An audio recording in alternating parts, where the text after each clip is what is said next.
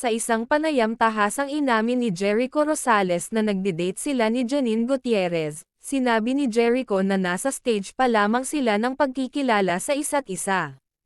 Bagamat hindi pa opisyal ang kanilang relasyon, binanggit ni Jericho na masaya sila sa kasalukuyang estado.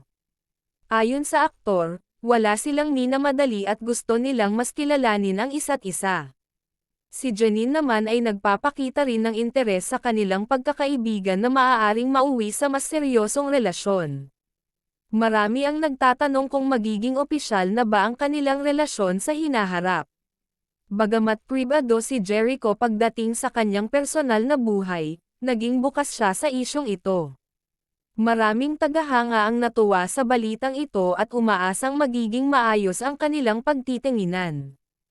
Pinuri ni Jericho si Janine bilang isang mabait at napaka-talented na babae. Patuloy na sinusubaybayan ng publiko ang kanilang kwento, at inaasahan nilang magkakaroon ng maganda at seryosong relasyon ang dalawa.